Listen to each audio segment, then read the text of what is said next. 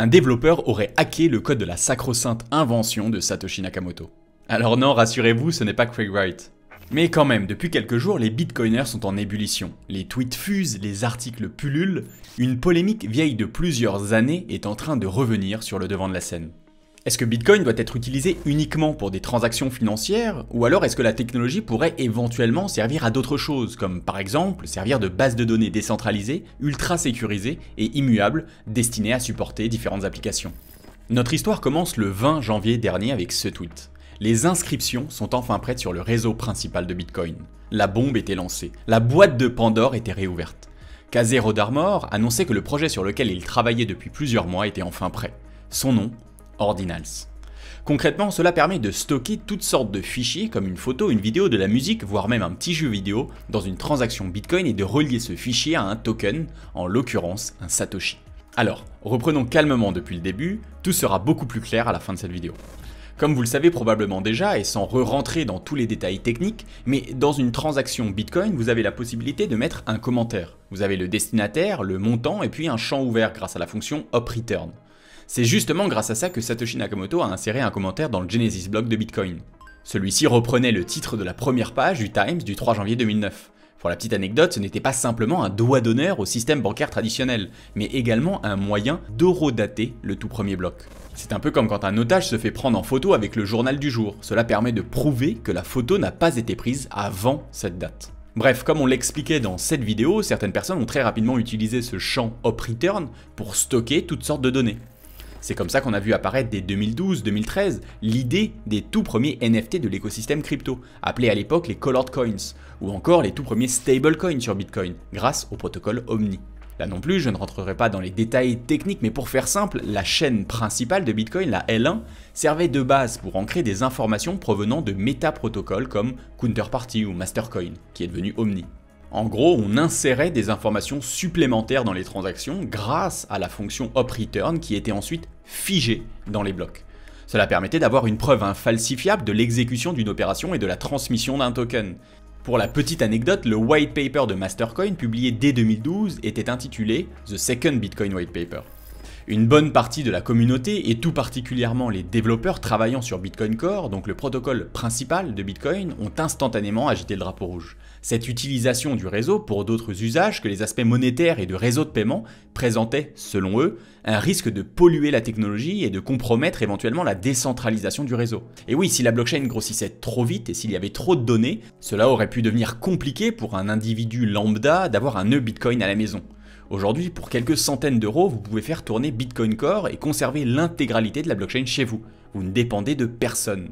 Ce qui est déjà un peu plus compliqué et plus onéreux pour un nœud Ethereum, et je ne parle même pas d'un nœud Solana par exemple, il faut s'appeler Google ou Amazon.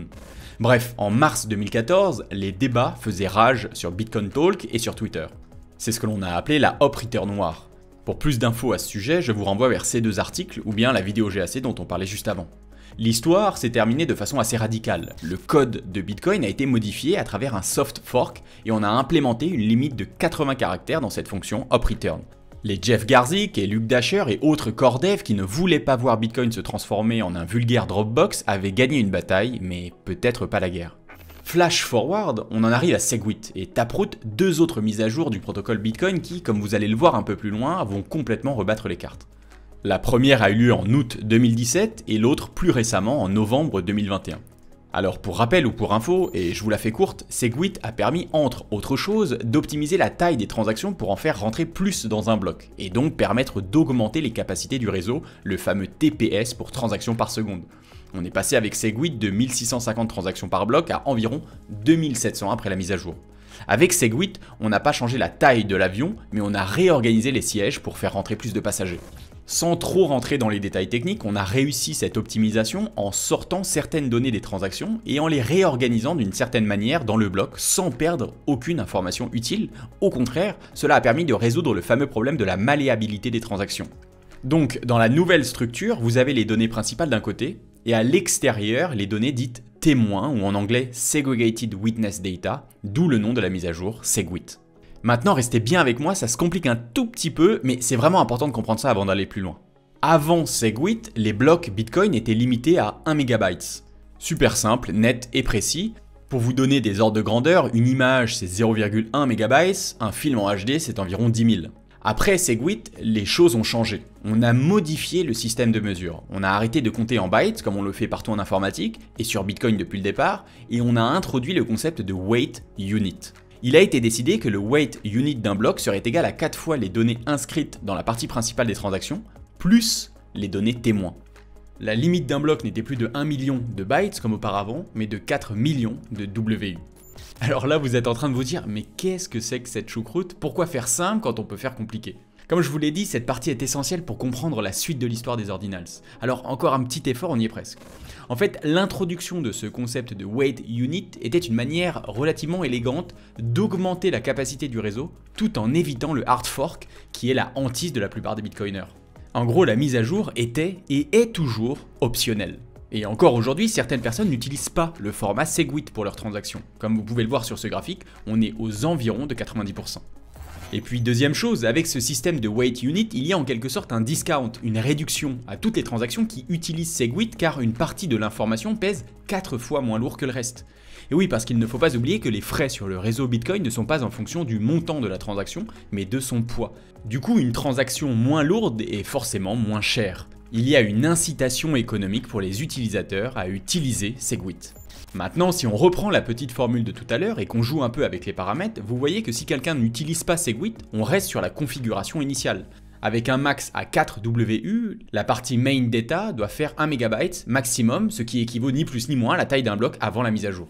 Par contre, vous l'avez probablement déjà compris, avec Segwit, il était désormais possible d'avoir en théorie des blocs de 4 MB, donc 4 fois la taille pré-Segwit, en ne mettant rien dans la partie des données principales et en exploitant au maximum la partie witness data. Il y a encore peu de temps, ça n'était encore jamais arrivé, mais c'est là qu'on en arrive à la dernière pièce dont Kazay avait besoin, la mise à jour Taproot, qui avait pour but d'accroître la confidentialité, la flexibilité et surtout la scalabilité des smart contracts sur l'arène des cryptos. Et ça a marché. Avec Taproot, il est désormais possible de faire des choses bien plus amusantes à l'intérieur de la partie witness data des transactions, comme par exemple les ordinals. Et nous y voilà, on va enfin pouvoir parler de ces fameux NFT sur Bitcoin, ou comme préfère le dire son créateur, des digital artifacts. Et c'est vrai que comme vous le verrez un peu plus loin, c'est bien plus que de simples NFT. Alors le projet Ordinals est composé de 3 grosses briques. L'Ordinal Theory, un wallet un peu particulier appelé Ord, et les inscriptions. Alors commençons par l'Ordinal Theory. Concrètement, il s'agit simplement d'une convention proposée par Kazay Rodarmor pour numéroter tous les satoshis qui existent à l'heure actuelle. Pour rappel, un bitcoin égale à 1 million de satoshis. Donc de même que chaque billet de banque est identifié par son numéro de série, l'Ordinal Theory propose d'associer à chaque satoshi un identifiant unique en fonction de quand il a été créé, dans le but de pouvoir le suivre sur la blockchain. Donc par exemple, si on prend le Genesis block où 50 bitcoins ont été émis le 3 janvier 2009 par Satoshi lui-même, d'après l'Ordinal Theory, ces satoshis seraient numérotés de 1 à 5 milliards. Les satoshis du deuxième bloc auraient les numéros 5 milliards à 10 milliards, etc. etc. Ce système de numérotation est très simple en théorie, mais s'avère beaucoup plus compliqué dans la pratique car tous les satoshis se ressemblent et se mélangent lorsqu'on effectue des transactions sur le réseau. On peut facilement perdre leurs traces lorsque ces derniers passent de main en main lors d'une transaction. C'est un peu comme les molécules de 2 verres d'eau que vous mélangeriez. Kazay a trouvé une solution relativement ingénieuse en regardant l'ordre d'arrivée et de sortie des satoshis lors des différentes transactions. Alors, si vous voulez plus d'infos de comment ça fonctionne concrètement, je vous invite à lire la doc directement sur le site ordinals.com. Ensuite, la deuxième brique est le wallet Ord. Pour mettre en œuvre cette Ordinal Theory dont on vient de parler, il est nécessaire de pouvoir construire des transactions selon une structure bien particulière. Et cette opération nécessite, pour l'instant en tout cas, d'utiliser le wallet Bitcoin développé par Kazay, qu'il a baptisé Ord pour Ordinals. Il s'agit d'un logiciel open source implémenté en Rust, qui tourne sur PC et Mac et qui doit impérativement être connecté à un nœud Bitcoin Core pour pouvoir accéder à la blockchain et ainsi suivre le trajet des fameux Satoshi. Cela permet ensuite de construire des transactions formatées de manière à respecter scrupuleusement les règles instaurées par l'Ordinal Theory. Et dernière partie, dernière brique du puzzle, probablement la plus importante ou en tout cas celle qui fait le plus parler, les inscriptions. Il s'agit des données enregistrées dans la fameuse partie Witness Data dont on a parlé tout à l'heure. Concrètement, une inscription est une transaction générée par le wallet Bitcoin Ord et qui permet d'associer d'un côté le numéro de série d'un Satoshi et de l'autre n'importe quelle donnée arbitraire injectée dans le script d'une transaction Bitcoin. Donc celui qui possède le Satoshi possède le fichier correspondant. Comme on l'expliquait tout à l'heure, avec Segwit, il est désormais possible de mettre 4 MB de données par bloc. Et c'est justement ce qui a été fait il y a quelques jours. Le plus gros bloc de l'histoire de Bitcoin a été miné en profitant de la partie Witness Data et de la flexibilité de Taproot. Le bloc 774 628 pèse 3,96 MB, un record. Et là, il faut qu'on s'arrête 30 secondes sur un concept très important. Un NFT n'est qu'un certificat de propriété numérique. Lorsque vous achetez une montre par exemple, on va vous donner un papier qui certifie que c'est une vraie et que vous en êtes maintenant le propriétaire. Il y a donc le certificat d'un côté et l'objet, ici la montre, de l'autre. Pour les NFT, c'est la même chose. Il y aura l'objet numérique, souvent un JPEG, et de l'autre un NFT qui certifie sa provenance et qui en est le propriétaire. En règle générale, il n'y a que le NFT qui est stocké sur une blockchain comme Ethereum par exemple. Le fichier photo, lui, donc une tête de singe ou la carte Panini numérique de Mbappé, sera conservé sur Dropbox, Google Drive ou IPFS. Donc off-chain. Si ces serveurs disparaissent, votre NFT ne vaut plus rien car vous détenez un certificat de propriété de quelque chose qui n'existe plus. Dans le cas du protocole Ordinals, c'est fondamentalement différent. Le fichier et le NFT sont on-chain, dans la blockchain Bitcoin. Et c'est pour cela qu'un certain nombre de personnes ne veulent pas appeler ça des NFT pour éviter toute confusion. Il s'agit de digital artefacts, donc d'objets numériques uniques stockés dans la blockchain Bitcoin et liés de manière unique à un Satoshi. Et à partir de là, un nouveau monde s'ouvre à nous. Voici la toute première inscription de l'histoire créée par Kazel lui-même le 14 décembre 2022. Vous pouvez vous balader sur le site et voir tout ce qui a été minté jusqu'à aujourd'hui. L'inscription 35 contient par exemple le célèbre manifeste Cypherpunk écrit par Eric Hughes. L'inscription 54 contient le mythique PDF du white paper de Bitcoin. Pour info, ce PDF avait déjà été intégré dans la blockchain mais en utilisant une méthode bien plus laborieuse. Grâce aux inscriptions, le fichier est maintenant inscrit en clair directement dans le script d'une transaction. Le 29 janvier, 9 jours seulement après le lancement d'Ordinals, la première collection de NFT est créée. Il s'agit de 100 images de rochers diffusées par Hordrock sur Twitter. Des enchères sont organisées sur Discord et très rapidement, un rocher est vendu pour 1 Bitcoin. Hordrox fera d'ailleurs par la suite un don de 1 Bitcoin à Kazé pour le remercier d'avoir mis ce projet à disposition de la communauté. L'inscription 142 quant à elle contient le premier jeu vidéo inscrit sur Bitcoin. Il s'agit du jeu Snake, un jeu programmé en JavaScript et jouable au clavier sur n'importe quel navigateur. Par la suite, des jeux comme Tetris, Pong et le casse-briques seront ajoutés. L'inscription 652 est très particulière, elle a été créée dans le bloc 774 628. Vous vous souvenez? Le plus gros bloc jamais miné. Et ben voilà ce qu'il y avait à l'intérieur.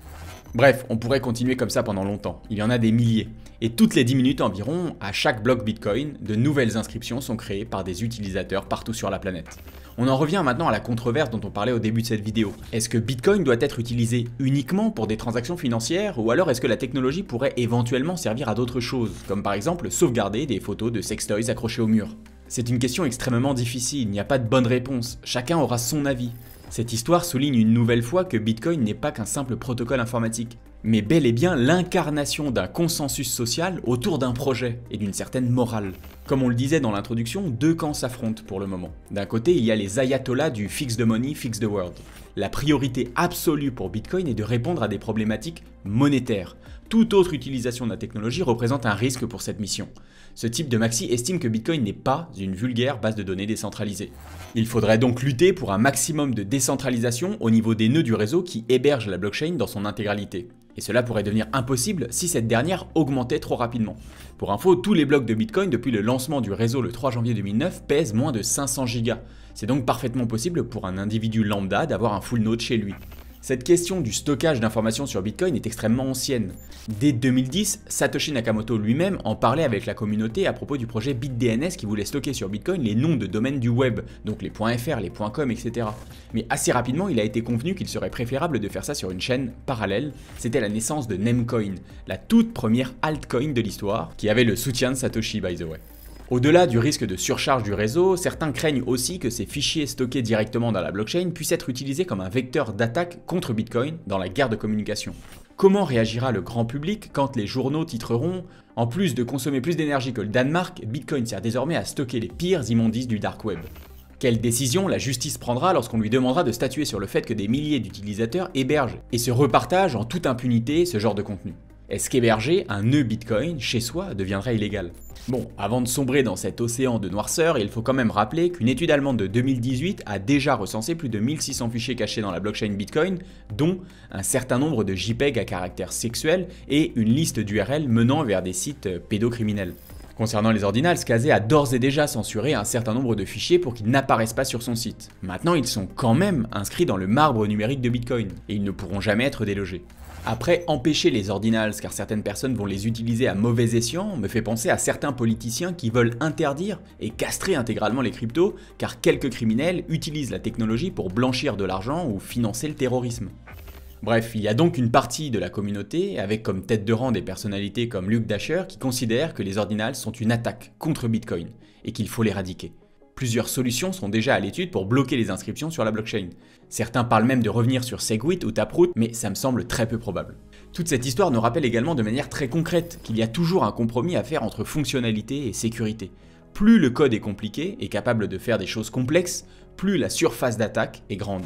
Est-ce qu'on veut que Bitcoin soit plus que de l'or 2.0 parfaitement divisible et pouvant circuler nativement sur Internet? C'est une vraie question.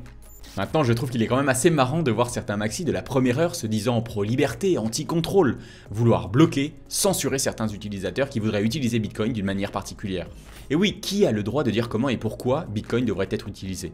On peut avoir un avis, mais c'est très différent de l'imposer aux autres. Les personnes insérant récemment des fichiers dans les blocs avec le protocole Ordinals respectent parfaitement les règles du consensus. Ils paient des frais de transaction comme tout le monde. Ne devrions-nous pas laisser le marché décider de ce qui est utile ou non?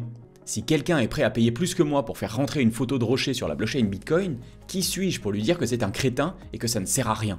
En tout cas, pour le moment, l'arrivée des ordinals ne semble pas avoir d'impact réel sur les frais du réseau. Mais ça pourrait tout à fait changer dans le futur si les cas d'usage autres que les transactions financières se multiplient. L'espace des blocs sur Bitcoin est limité à 4 MB, que le meilleur gagne. Donc finalement, une autre manière de voir Bitcoin est justement de voir Bitcoin comme l'ultime Dropbox de l'humanité, décentralisé, sécurisé et surtout immuable. Quand une information est inscrite sur Bitcoin, il sera très compliqué, voire impossible de la modifier a posteriori. L'aspect monétaire ne serait finalement qu'une seule des nombreuses applications de la technologie. Est-ce la plus importante? Peut-être, mais je vous laisserai juger. J'ai beaucoup aimé ce thread Twitter de Gigi. Contrairement à ce qu'on pourrait penser, Bitcoin ne sert pas uniquement comme support à une monnaie, mais à tout ce qu'il y a de la valeur. Bitcoin est l'ultime couche de confiance. À partir de là, les possibilités sont infinies.